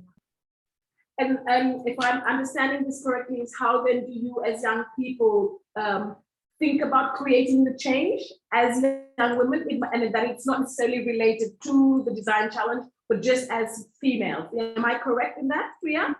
Yes, absolutely. Okay, great. And so that is a really, really tough one. And I guess for me, no matter whether I answer it correctly or, there's no right answer, but it is very, very, very challenging. And I suppose it is building a community together that are strong, that can support you, I think, as well in that. And how do you do that with people? And I think change comes about when you have people that can stand up, whether it's just one person or whether it's two people that can speak out and be part of that. And one of the things for me personally is building a collection of women and men that are strong and that can be with me at that particular time. And most times, people are against what I do or do not think that what I'm saying is important or not correct, yeah? But if you have somebody that is there, even if that person and you're two lone voices or one lone voice that joins you, you can feel perhaps a change in that, okay, that is the first step in terms of doing that. But I think a collective is usually important and demonstrating that these things are never easy. But courage to be part of that and to join you as one person joining you making a stand for that is important. And I say this from the safe space of Brisbane, yeah? And if I was in PNG, I would, in Papua New Guinea, I would say, I would also still say, I'm saying this in a safe space here in Brisbane, but what then can I do to encourage communities and young girls that face harassment within those communities? Is I would first of all talk to communities to support the value of women and how then can we value them, yeah? And then friends and people that are part of the girls, perhaps ecology or social system, what can they do to stand together for that? And perhaps this is not an answer that has answered yours, but it speaks to the complexity and the challenges that we have in terms of where we live and how we live. So having a friend to be part of that and to stand up with you is good, and having a community that strengthens that is even better. Thank you. Thanks, Jackie. I would also say pick the topic that you're passionate about, and then also find the people around you who are passionate. So it just takes one spark to light a fire, in my opinion. I'm going to ask who else might want to ask a question. Varun? Yeah. Would you like to ask Jackie or Verena a question? Kinda no. I wouldn't like Elsa to be my teacher. She picks on the students, right? And makes us all uncomfortable. I'm afraid she's going to pick me for a question. Yeah, kinda. Okay, cool. So maybe I hand it back to Verena and Jackie. No problems, yes. And how are we going, Verena? I'm working on it. I need 2 more minutes. I was just wondering, with the work that the students have been doing, could you talk a little bit about your experiences there, and what they have created so far, or what they have found out so far in terms of their work and their experience? Elsa or the students can share. Would that be possible for you? Maybe I'm going to put Vaibhavi on the spot, since she's part of my team and she can share what has been done so far. Yeah, fantastic. Can you hear me? There's like a construction going on behind, so there's going to be a little bit of disturbance. But yeah, it's been great. Actually, it's been really, really great. We have 2 platforms where students can collaborate and speak to each other. One is WhatsApp and the other is Discord. So there's a lot of team internal communication that is going on Discord. We worked on first week was about the team charter. So students came up with their own team charter with who's going to drive, what are the obstacles that we're going to face, or even assume that these are the obstacles that may come while designing for gender-based violence through a bystander perspective. Then we had elements of expectation. What do we expect out of this project? So a lot of students have jotted down their, I would like to call like a visual map, vision that they have with the project. So that's been the first week of work. Apart from that, yesterday's class was amazing. They got to know a little more about design, so we're still having conversations about it. Today evening we have a Discord party, so everybody's invited for that. It's not compulsory, no attendance, but you can still come join in. We just want to engage in more conversation and see if not just internal team conversations, but even inter-team conversations could encourage each other on coming up with ideas, because how we look at it is a more of a long-term project where you come up with an idea right now and then you build on that through the institutions that you've gotten in touch with. So that is the idea, and we're looking forward to it. That's about it from behalf of organizers team. Yeah. So in addition to that, they've been working on the persona of a survivor, persona on a perpetrator. And today's homework is to look at slide 9 of yesterday's PowerPoint and start working on your empathy map. And all these 3 should be ready before next Thursday. So next Wednesday is the deadline, because it'll really help in your session with Michael and Kavita on Thursday to have these 3 ready, because after that we are going into ideas generation and then fine tuning your messages. So it's going to move very quickly after that. So yeah. Yeah, no, very good. Kavita, you have also shared the Padlet. Is that where the progress is happening as well too? There, fantastic. Yeah, great. Thank you. All the progress that they, all the work that they do, they're encouraged to share it both on, I guess, on WhatsApp as well. Discord and Padlet is where they would put up their final work or whatever, even in draft position. Yes. So you can see what some teams have done already. Yeah. Yeah, lovely. Yeah. Yeah, Verena is ready now. I'll just say one last thing and then Verena can share with you what you have all pulled together. And thank you, fantastic work for that one. I think one of the things that we do also in this work is that when unpacking such heavy issues like this, you know, you talk about the challenges, you talk about all of the different things that are there, and sometimes there is darkness and you feel like you can't find light in that darkness. And one of the things that we try to do is bring a little bit of light into it as well too, and open up the light. And that there is hope and that there is a way through it, and that if there are enough people to do this, there can be that light that can shine through. And I think that that is the trajectory also of the way that we work, and Kavita has just added another slide for you. No, I can take more. And that is one of the ways in which we try to do these projects is to look at the ins and the bits in the darkness and light it up with some goodness. But drawing on the strengths of people that are within, that we often think that do not have it, and seeing how then we can make that happen together. I'll hand it over to Verena Thomas. Thank you. Okay. I am really fascinated. We've never had a group that participated as much as you guys. So well done. Yes. Because usually I'm very quick putting this together, but we had so many contributions from all of you. So it's really wonderful in the first activity and this one as well. So this is just really quickly put together. So let's see what it brings and as the ending of our session.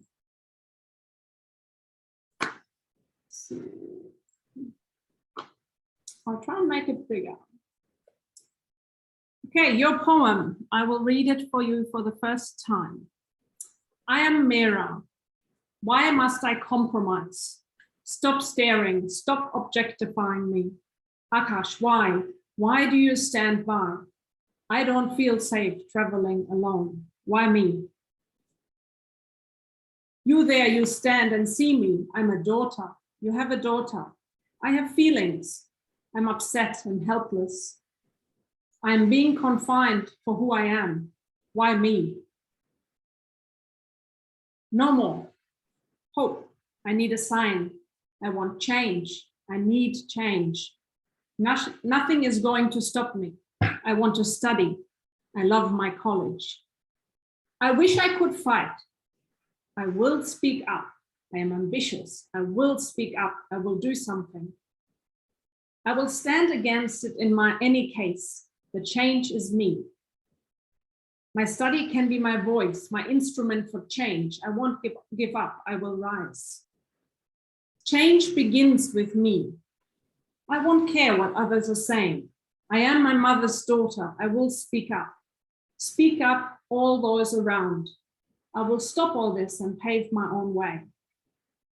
We are free, free, free as we sleep, as we run, as we sit, free as can be. On my street, in my house, in the park, free, free, free, free as can be. I am society. Society is me. Change begins with me. I smile, but I want to be happy. Nothing to stop me, nothing to hold me back. With every dark night, there is a bright day, next day with new hopes. That the sock will change and give me a hope to be secure. The sun can shine tomorrow, but not brighter than me, for I have burned my kind more than anyone can see. Free to sing, free to dance, free to own my life in the way I like, free to create, free, free, free. Along with voice, we need a way to convey. I wasn't born to hush my voice, free to write terrible poetry because I can. Oh, what a safe space. Awesome. My God, this is This is beautiful. Thank you so much. I hope I was able to incorporate everyone's line. We will cross-check it because it was a little bit rushed. I hope I read it okay the way you wanted it said. But thank you so much for your contributions. And this was really a way for us to say, you know, we can all work together in a safe space that everyone contributes, and we can come up with something collectively that we can work on to use for activism. And so this is all what you guys have done. So well done, everyone. And it's really about how we co-create, how we share, and how we create a shared space for learning and dialogue. Yeah. So, but it also brought us all in together, I think, you know, with the sharing of each other's words, and there's some very powerful sentences, words, metaphors in there that are just beautiful. So once again, thank you very much, Elsa, and the team for the invitation to be part of this. Thank you. It just goes to show that we can co-create. So, you know, the teams that are struggling, don't worry, you will co-create. Look how we put a poem together. I mean, of course, Verena and Jackie are magicians to make sense of all these individual sentences and words. But together, it's such an amazing, beautiful, heart-rendering, poignant poem. So thank you so much. Kavita, do you want to say something? Oh, it just reminded me of these, I think it's the surrealist drawing game, which is Exquisite Corpse, where we all create, it's done differently, and I just shared the link to that.